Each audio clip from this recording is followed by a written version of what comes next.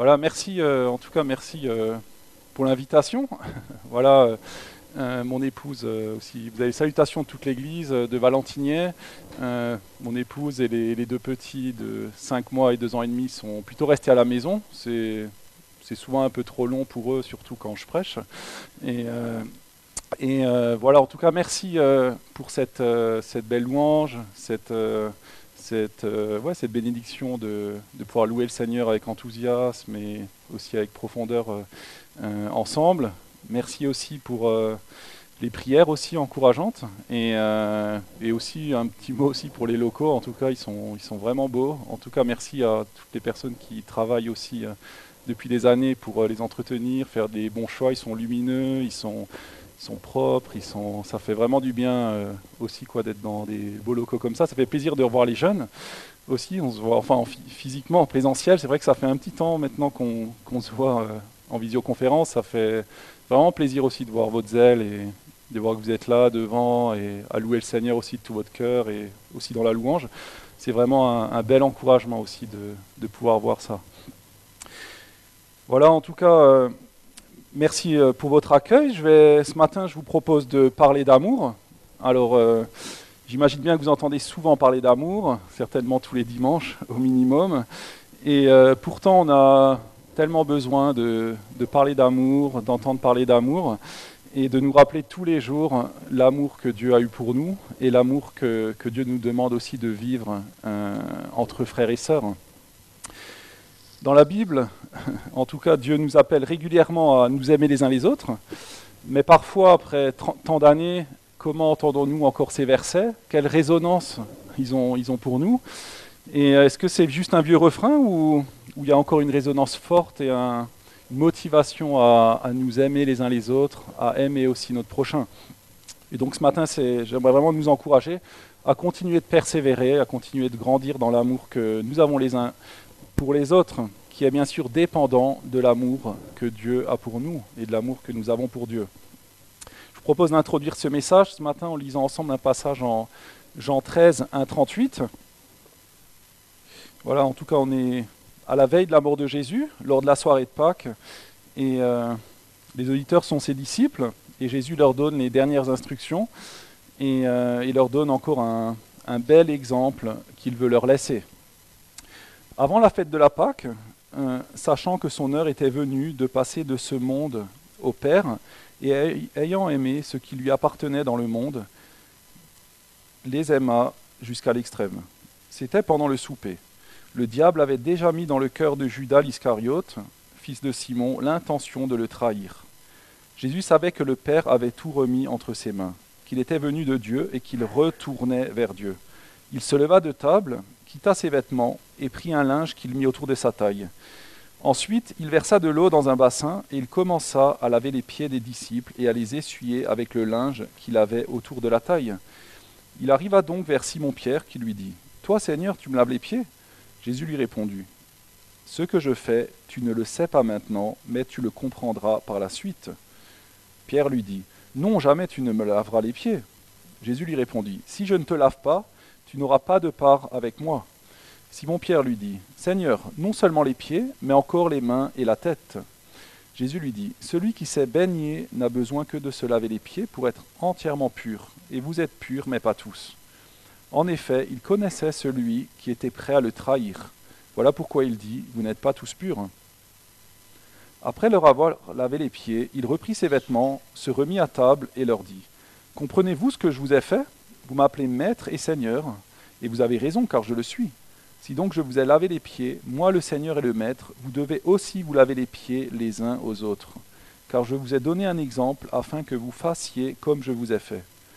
En vérité, je vous le dis, le serviteur n'est pas plus grand que son Seigneur, ni l'apôtre plus grand que celui qui l'a envoyé. Si vous savez cela, vous êtes heureux, pourvu que vous le mettiez en pratique. Je ne parle pas de vous tous, je connais ceux que j'ai choisis. Mais il faut que l'Écriture s'accomplisse. Celui qui mange le pain avec moi a levé son talon contre moi. Je vous le dis maintenant, avant que cela n'arrive, afin que lorsque cela arrivera, vous croyiez que moi je suis. En vérité, je vous le dis. Qui reçoit celui que j'aurai envoyé me reçoit, moi, et qui me reçoit, reçoit celui qui m'a envoyé. Après avoir dit ces paroles, Jésus fut profondément troublé, et il déclara solennellement, en vérité, je vous le dis, l'un de vous me trahira. Les disciples se regardaient les uns les autres, sans savoir de qui il parlait. Un des disciples, celui que Jésus aimait, était à table à côté de Jésus. Simon-Pierre lui fit donc signe de demander qui était celui dont parlait Jésus. Ce disciple se pencha vers Jésus et lui dit, « Seigneur, qui est-ce » Jésus répondit, « C'est celui à qui je donnerai le morceau que je vais tremper. » Puis il trempa le morceau et le donna à Jésus, fils de Simon l'Iscariote. À Judas, pardon. Oui, à Judas. Dès que Judas eut pris le morceau, Satan entra en lui. C'est bien, il y a des personnes, tout le monde ne s'est pas endormi peut-être encore. Jésus lui dit, « Ce que tu fais, fais-le rapidement. » Aucun de ceux qui étaient à table ne comprit pourquoi il disait cela. Comme Judas tenait la bourse, quelques-uns pensaient que Jésus lui disait, « Achète ce dont nous avons besoin pour la fête », ou qu'il lui demandait de donner quelque chose aux pauvres. Après avoir pris le morceau, Judas sortit aussitôt, il faisait nuit. Lorsque Judas fut sorti, Jésus dit, « Maintenant, la gloire du Fils de l'homme a été révélée et la gloire de Dieu a été révélée en lui. Si la gloire de Dieu a été révélée en lui, Dieu aussi révélera sa gloire en lui-même, et il la révélera très bientôt. Mes petits enfants, je suis encore avec vous pour un peu de temps. Vous me chercherez, et ce que j'ai dit aux Juifs, vous ne pouvez pas venir où je vais, je vous le dis à vous aussi maintenant. Je vous donne un commandement nouveau. Aimez-vous les uns les autres. Comme je vous ai aimé, vous aussi aimez-vous les uns les autres.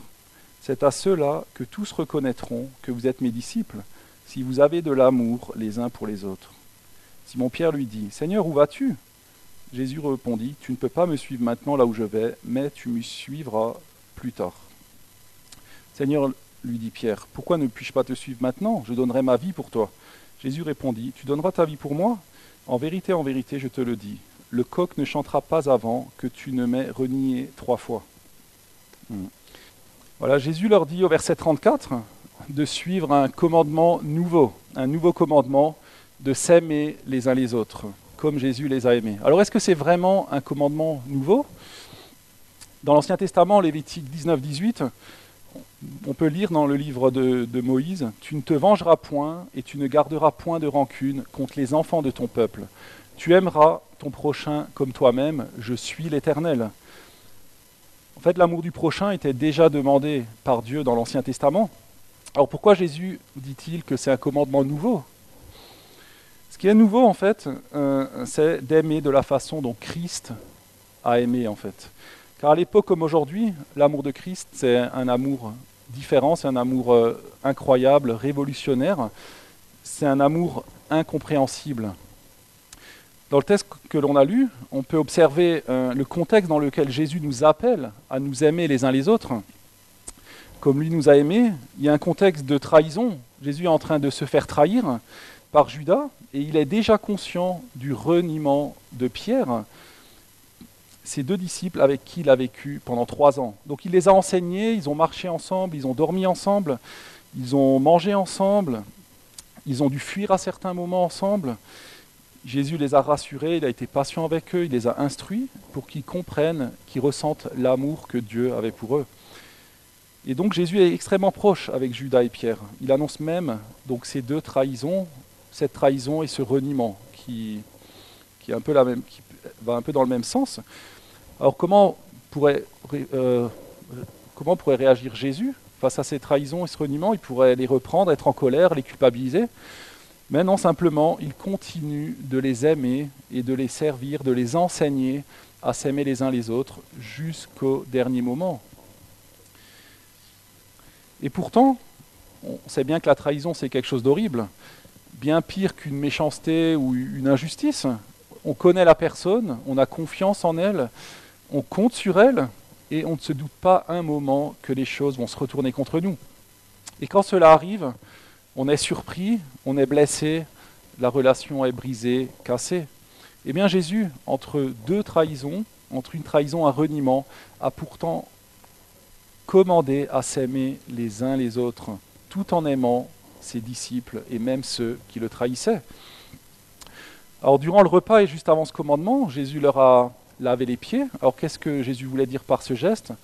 Il y a beaucoup de choses. En tout cas, le lavement des pieds était un geste d'honneur, d'accueil, qui était souvent fait par l'hôte de la maison, ou alors il demandait à un de ses serviteurs, à quelqu'un de sa maison, pour accueillir la personne qui venait, bien souvent un serviteur ou un esclave. Et lorsque Jésus lave les pieds de ses disciples, Pierre ne le comprend pas, car c'est le travail justement plutôt du serviteur, voire de l'esclave, et pas du maître de faire cela.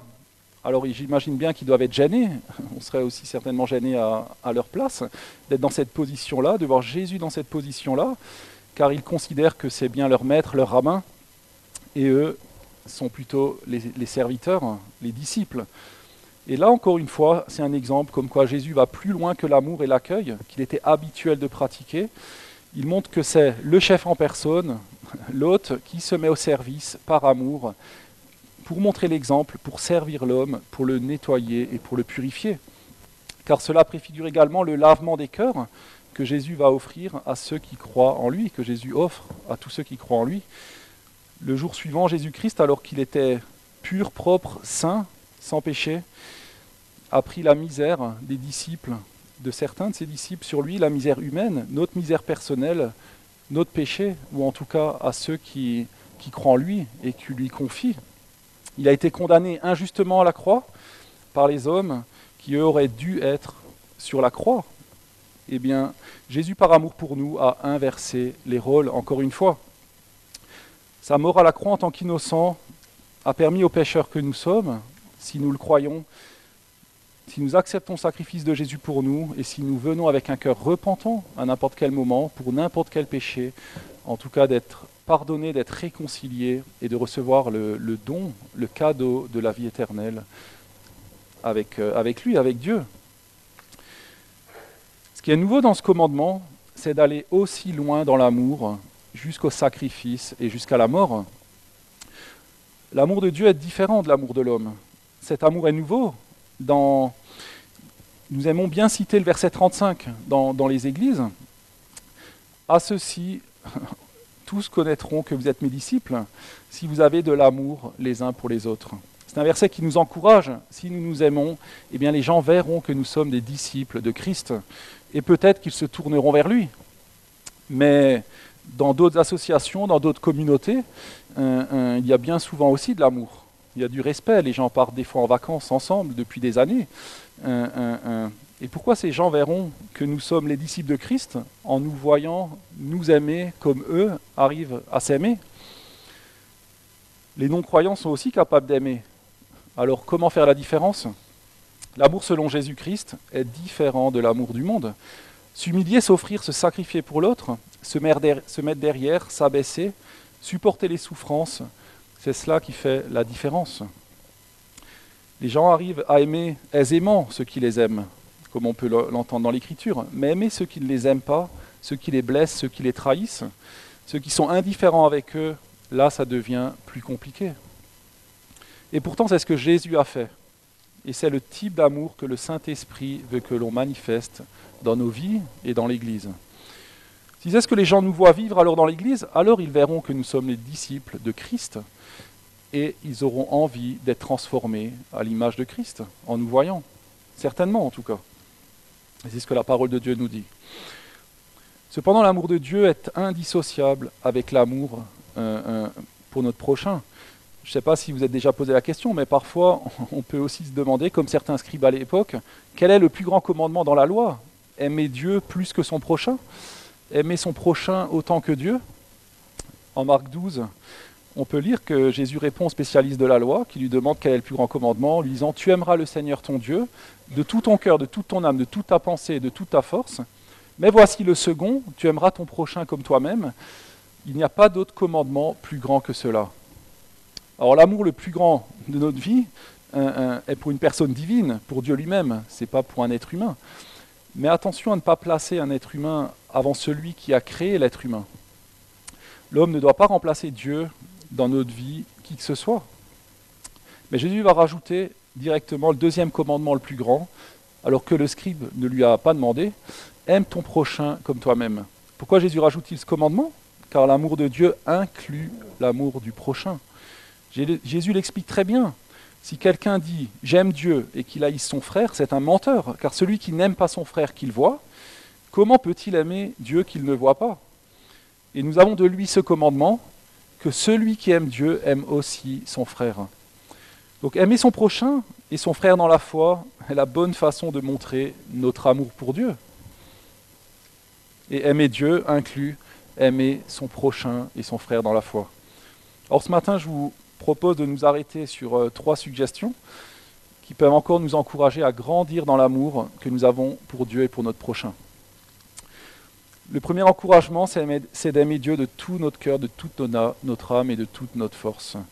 Jésus nous dit que l'amour vient de Dieu, donc avant de pouvoir répandre l'amour à notre prochain, il est déjà essentiel de recevoir l'amour de Dieu, de l'avoir compris, de l'accepter personnellement. La source de l'amour véritable, en fait, provient de Dieu. On peut encore le lire en 1 Jean 4. « Bien-aimés, aimons-nous les uns les autres, car l'amour est de Dieu. Et quiconque aime est né de Dieu et connaît Dieu. Celui qui n'aime pas n'a pas connu Dieu, car Dieu est amour. L'amour de Dieu a été manifesté envers nous en ce que Dieu a envoyé son Fils unique dans le monde afin que nous vivions par lui. Et cet amour consiste non point en ce que nous avons aimé Dieu, mais en ce qu'il nous a aimés et a envoyé son Fils comme victime expiatoire pour nos péchés. Bien-aimés, si Dieu nous a ainsi aimés, nous devons aussi nous aimer les uns les autres. » Donc la définition de l'amour de Dieu que donne Jean, c'est l'amour de s'offrir pour l'autre, ce que l'on a de plus cher, ce qui nous appartient, jusqu'à notre propre vie, jusqu'à notre propre personne. Donc l'amour de Dieu consiste dans le fait d'avoir envoyé son Fils unique sur terre comme victime expiatoire pour nos péchés, afin que nous vivions par lui. Donc Jésus a souffert par amour. Il a souffert, c'était difficile. Jusqu'à dire, on peut le voir dans le jardin de Gethsémani avant son arrestation, Père, si tu veux que cette coupe s'éloigne, qu'elle s'éloigne, mais non pas ma volonté, mais la tienne. Jésus était tellement angoissé qu'il avait des gouttes de sang qui suaient.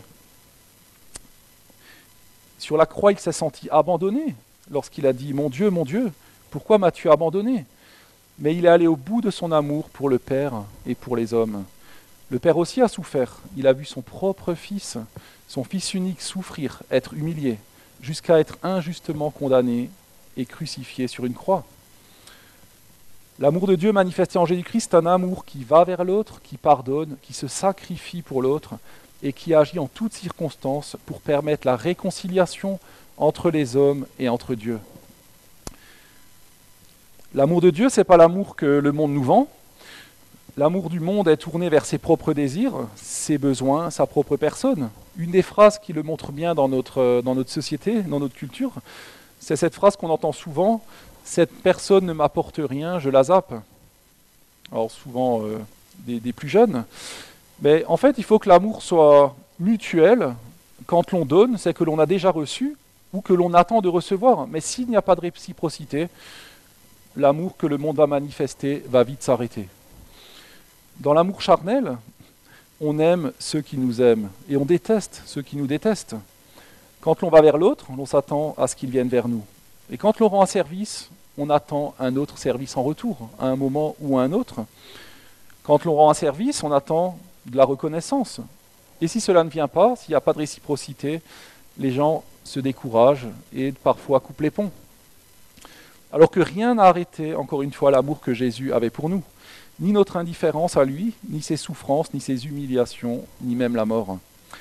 C'est la notion de sacrifice dans l'amour qui fait une différence visible et qui témoigne que nous sommes les disciples du Christ. Alors concrètement, comment aimer Dieu de tout son cœur, toute son âme, de toute sa pensée? Déjà en reconnaissant qui il est. Dieu est éternel, il est le créateur de la vie, de la terre, et il est le créateur du cycle de la vie, il est juge, il est saint, il est puissant, il est miséricordieux, il est souverain, il est gracieux, il a tellement d'attributs, et tous ces attributs, il les a mis en œuvre pour nous aimer, pour nous se réconcilier, pour nous réconcilier avec lui. Deuxièmement, en vivant une relation personnelle et intime avec lui. Avec le temps, notre relation avec Dieu peut parfois se résumer à lui obéir, à essayer de respecter quelques commandements bibliques, aller aux réunions quand elles peuvent encore avoir lieu, lire notre Bible et prier d'une manière quotidienne, parfois routinière, etc. Il arrive que pour plusieurs raisons, tous les croyants peuvent s'éloigner de la relation intime et personnelle que Dieu veut avec ses enfants, malgré les bonnes habitudes que l'on souhaite avoir. Alors que Dieu prend plaisir également à ce que nous l'adorions avec notre cœur, nos émotions. Comme ça a pu aussi être fait ce matin. Dieu a également des émotions.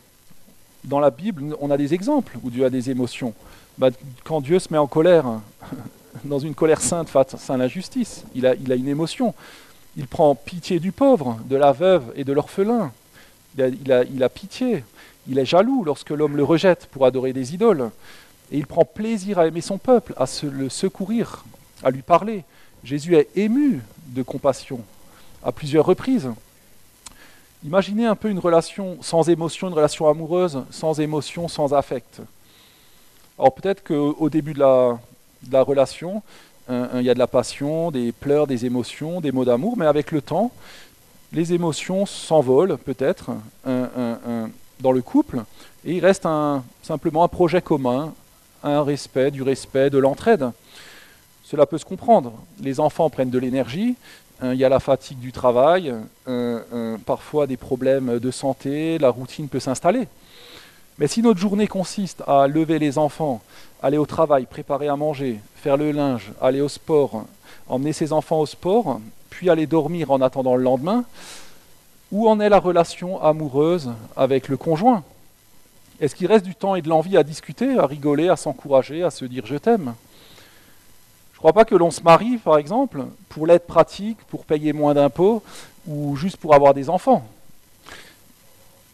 Nous ne faisons pas des enfants pour les allocations, pour apprendre à se lever la nuit ou toute la nuit pour les changer, nous apprendre à les aider pour les devoirs, quand ils ont très envie souvent, et éventuellement à ce qu'ils payent nos retraites un jour.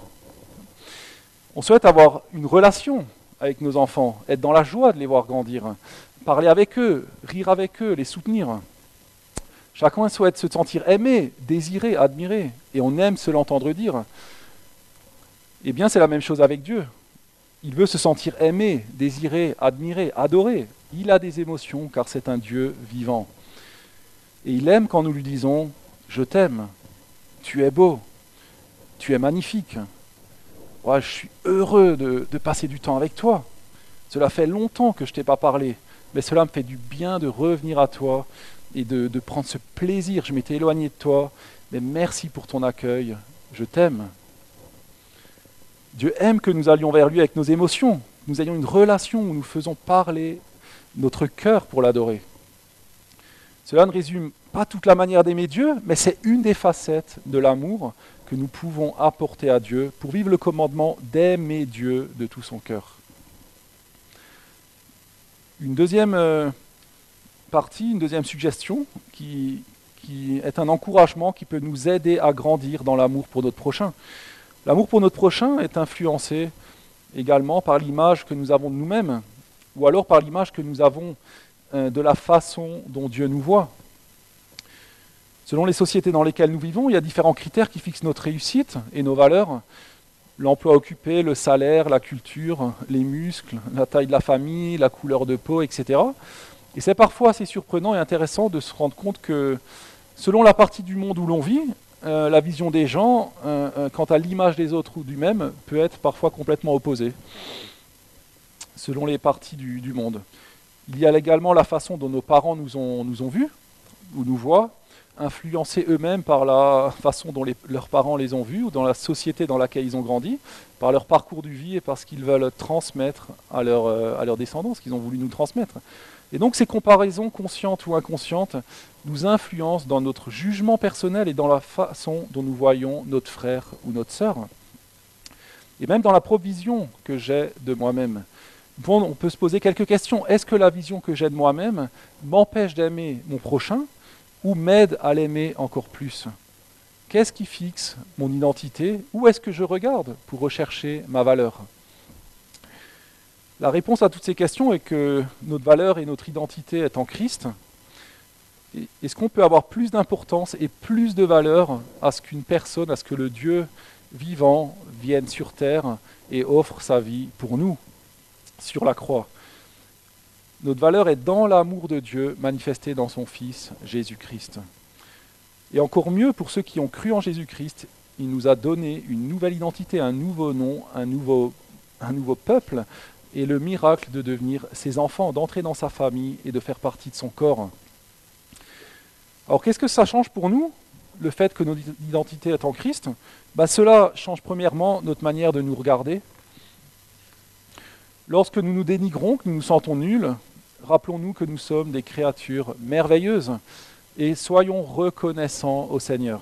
Lorsque la société nous juge, nous compare, nous rabaisse selon ses propres critères, regardons au Christ qui nous aime comme ses enfants et nous pouvons lui dire merci pour ce que nous sommes. Lorsque nous péchons, que nous nous sentons sales, que nous chutons avec des péchés récurrents, eh bien rappelons-nous que Jésus-Christ nous aime et qu'il nous a purifiés une fois pour toutes par sa mort à la croix pour nos péchés. Et nous pouvons encore une fois lui dire merci. Attachons-nous à notre valeur aux yeux de Dieu, à notre identité en Christ, plutôt qu'au regard du monde, de la société et au regard de l'adversaire. Plus nous nous verrons comme Dieu nous voit, comme nous devons nous voir réellement, et plus nous verrons notre prochain comme Dieu le voit également. Alors au lieu parfois de juger l'autre et de parfois le dévaloriser, nous allons être plutôt dans la reconnaissance et remercions Dieu pour ce que notre frère est et ce que Dieu fait pour lui. Par contre, nous avons une responsabilité, c'est d'orienter notre regard au bon endroit. Imaginez un peu que vous êtes en pleine nature, dans les montagnes, devant un beau coucher de soleil. On peut apercevoir au loin l'océan et on est une proche forêt. Et on y voit d'ailleurs même une biche qui se promène. Et si on regarde bien et que l'on est patient, il y a peut-être même la possibilité de voir certains écureuils qui se promènent. On peut que être émerveillé par la grandeur et la beauté de Dieu. Mais si on se focalise sur la canette de bière, le mégot abandonné, près d'un feu mal éteint ou mal nettoyé de la veille, quelle est notre émotion? De la colère, de la tristesse, du dégoût, du jugement contre les personnes qui ont laissé ce mauvais spectacle? Et l'on passe à côté du spectacle incroyable que l'on pourrait admirer. Si je me focalise au mauvais endroit, je rate un très beau spectacle. C'est pareil avec nos frères et sœurs en Christ. Qu'est-ce que je vois chez mon frère ou ma sœur? Qu'est-ce que je regarde en priorité? Est-ce que je vois premièrement ou seulement ses faiblesses, ses fragilités, ses chutes, ses imperfections, ou est-ce que je cherche à regarder ses qualités et les dons que Dieu lui a donnés? L'image de Dieu en lui. Avant d'avoir notre premier enfant, donc Samuel, je n'avais pas autant conscience de la beauté, de la profondeur que Dieu avait mis dans l'être humain. Je viens d'une famille de 3 enfants. Ma mère était assistante maternelle et d'origine italienne. Donc j'ai vu plusieurs enfants de toute la famille, soit en tant qu'assistante maternelle ou être beaucoup à la maison. Et j'ai pu aussi voir l'amour et la ferveur qu'ont les Italiens pour les enfants. Ils aiment beaucoup les enfants, ça, c'est vraiment très clair. Et je trouvais assez incompréhensible de voir ma maman gaga devant des bébés en me disant qu'elle exagérait clairement en fait. Je me disais toujours qu'un enfant, c'était intéressant lorsqu'on peut parler avec lui, faire du sport, et au bout de quelques années. Mais après avoir pu vraiment suivre toutes les étapes de la grossesse, être présent durant l'accouchement, j'ai vraiment été émerveillé de toutes les étapes du développement du bébé. Dans le ventre, ressentir ses mouvements, dès la naissance, voir cette petite bouille qui interagissait déjà avec des regards, des gestes, des sourires, des pleurs. J'ai vraiment été émerveillé par la création de Dieu. Et ma conscience de la grandeur de Dieu a été décuplée. Alors finalement, en jugeant ma maman, eh bien, c'est moi qui avais tort et qui suis passé à côté de l'émerveillement de ce que Dieu avait créé pendant des années. Eh bien, dans l'Église, en jugeant nos frères et nos sœurs, au lieu d'être émerveillés par les créatures merveilleuses, même imparfaites, mais que Dieu a faites, nous pouvons passer à côté de ce que Dieu fait en eux et de ce que Dieu fait pour eux. Et à côté de la relation fraternelle et profonde que Dieu nous appelle à vivre dans le corps de Christ. Mais notre relation avec Dieu transforme ce regard que nous pouvons avoir. Voilà. Plus nous nous rapprochons de Dieu d'une manière intime et plus nous voyons comment Dieu nous voit, et plus nous cherchons le regard de Dieu sur nous et moins nous sommes attentifs au regard des hommes. Donc alors nos jugements, les critiques, les méchancetés deviennent moins importants pour nous et nous sommes plus focalisés sur la manière dont Dieu nous accepte, nous aime, tels que nous sommes, et c'est cela qui a le plus d'intérêt pour nous. Alors regarder à Christ change notre manière de nous voir et transforme notre manière de voir notre frère et notre sœur en Christ et de l'aimer. Alors comment? Alors, je ne sais pas quelle heure il est midi ou 11 heures? Non, c'est la bonne heure, hein. Ok. Donc, j'ai eu peur, je vois certains bouger, je me dis, est-ce qu'il est déjà midi? C'était tellement long. Mais on va arriver, on arrive tout doucement vers la fin. Alors comment on peut aimer et servir notre prochain? Alors il y a tellement de possibilités d'aimer concrètement notre frère ou notre sœur, donc je ne vais pas rentrer dans les détails, mais la Bible regorge d'exemples, et on a tellement d'exemples qui nous montrent comment mettre l'amour de Dieu en action dans divers domaines. Par exemple, des versets « Soyez pleins d'affection les uns pour les autres, recherchez la paix, l'édification mutuelle, accueillez-vous les uns les autres, exhortez-vous les uns les autres, saluez-vous les uns les autres, attendez-vous les uns les autres, soyez serviteurs les uns des autres, portez les fardeaux les uns des autres, supportez-vous les uns des autres, soumettez-vous, c'est moins facile, les uns les autres, consolez-vous les uns les autres. Confessez vos péchés les uns aux autres, c'est aussi plus difficile. Priez les uns pour les autres et exercez l'hospitalité les uns envers les autres. On pourrait encore continuer longtemps. Il y a l'embarras du choix pour s'aimer, mettre en pratique toutes les exhortations de Dieu des uns envers les autres. Alors, c'est quand même compliqué des fois, et pourtant des fois on arrive à se demander, Seigneur, comment je peux aimer dans nos prières? Comment, montre-moi des possibilités d'aimer mon prochain, d'aimer dans l'église, de servir, tout ça. Bon, moi-même, j'arrive à prier comme ça, et pourtant, quand on ouvre la parole, on a tellement de pistes, et il suffit des fois d'en prendre une, et voilà, ça nous emmène vers une autre. Il y a quelques années, en tout cas, je me suis rendu compte d'une déformation que j'avais dans mon service pour le Seigneur. En fait, je recherchais profondément à faire plaisir à Dieu et à servir toute personne dans le besoin. Ça, c'est très bien. Dès qu'il était possible, j'étais prêt à aider et à secourir l'autre. J'avais beaucoup de joie à le faire. Et quand je rentrais chez moi, j'étais heureux d'avoir obéi à Dieu. Sauf qu'à un moment, je me suis rendu compte que l'autre, mon prochain, mon frère ou ma sœur, était simplement un objet de service, un objet d'obéissance à Dieu.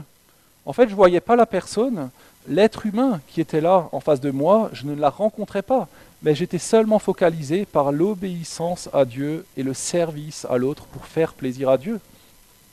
Mais Dieu m'a fait comprendre que mon prochain est une personne à rencontrer comme moi j'ai été rencontré.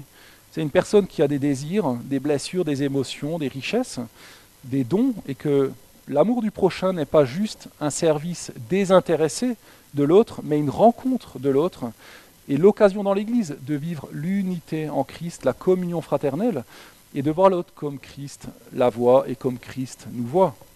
En octobre dernier, on a organisé à l'Église une soirée avec l'association CEL, et on a invité un jeune Philippin, donc Carlo J, qui est venu témoigner de son expérience en tant qu'enfant parrainé. Donc lorsqu'il avait 5 ans, une jeune américaine lycéenne a commencé à le parrainer, et Carlo n'était pas croyant, il venait d'une famille pauvre. Son père avait quitté la maison, il a grandi avec une grande colère contre son père. Sa maman travaillait beaucoup pour que la famille survive, et Carlo souffrait car elle n'avait pas le temps de jouer et de passer du temps avec lui. Et cette jeune américaine, Victoria, lui envoyait très régulièrement des courriers et des photos. Elle lui répétait sans cesse qu'il était important pour elle, qu'elle priait pour lui. Elle lui expliquait qu'il avait un Père céleste, qu'il aimait profondément, et à chaque fois qu'elle lui parlait de son Père céleste, elle retournait le cœur de Carlo. Et donc Carlo pensait qu'un jour elle arrêterait de lui envoyer des courriers, qu'elle allait l'abandonner comme son père l'avait abandonné. Mais Victoria s'est mariée, a eu des enfants et a continué de lui écrire. Et Carlo attendait ces courriers avec impatience qui l'encourageait profondément. Un jour, il a confié sa vie au Seigneur et il a réussi à pardonner à son père son abandon, comme Carlo avait été pardonné de ses propres péchés. Aujourd'hui, Carlo travaille et est responsable d'une structure pour aider les enfants en difficulté. Et donc le parrainage s'est arrêté puisqu'il a terminé ses études et il n'a plus de contact avec Victoria depuis un certain temps. En fait, il n'a jamais vu Victoria. Et dans son témoignage, en fait, on comprend bien que ce n'est pas l'argent du parrainage qui lui a été envoyé, qui l'a marqué, mais c'est l'intérêt profond, l'amour sincère et persévérant de cette jeune fille pour lui. Ce sont ses prières. C'est la projection que cette jeune fille avait pour Carlo, qui l'a encouragé à croire en lui, à réussir ses études, à s'engager lui-même aujourd'hui pour aider les enfants en difficulté, et surtout qui a joué un rôle incroyable dans le fait que Carlo puisse rencontrer un jour Christ. Et c'est cet amour, cette projection positive, cet encouragement durable et persévérant que Dieu nous appelle à vivre dans la communauté. Alors pour conclure, je veux simplement nous exhorter à nous parrainer mutuellement, les uns les autres. On a un chant qui nous dit « on est une chaîne d'amour ». Alors choisissons de nous parrainer mutuellement tous les jours, les uns les autres. Aimons-nous à l'image de Jésus-Christ, qui est allé jusqu'à la mort et le sacrifice, et qui a manifesté son amour pour nous à la croix. Voilà, je vous remercie en tout cas de votre écoute, et je vous propose d'avoir un court temps de silence et de prière intérieure, où nous pourrons nous remettre à lui, pour lui demander de nous aider à l'aimer, et à nous aimer comme lui nous aime.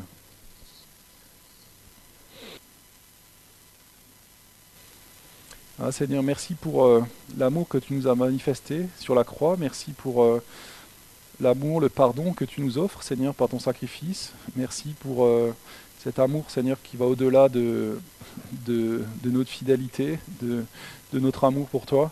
Seigneur, apprends-nous, aide-nous, Seigneur. Remplis-nous de ton amour, Seigneur, de ton amour sacrificiel, de ton amour, Seigneur, persévérant, de ton amour qui pardonne, de ton amour qui a de la compassion, qui est ému. Et Seigneur, remplis-nous de ton amour et aide-nous aussi à remplir l'Église de ton amour, Seigneur, pour notre prochain, Seigneur, pour notre frère et notre sœur, Seigneur. Aide-nous à aimer dans l'Église, aide-nous à être des agents réconciliateurs entre les frères et sœurs, et entre les frères et sœurs et toi. Et aide-nous aussi d'avoir ce témoignage aussi en dehors, et que les gens puissent, te voir aussi à travers nos communautés, et puissent avoir envie, Seigneur, de venir dans nos communautés, de découvrir, et d'être transformés aussi par toi, Seigneur. Merci pour ta parole, et Seigneur, on te remet encore le reste de la journée. Amen.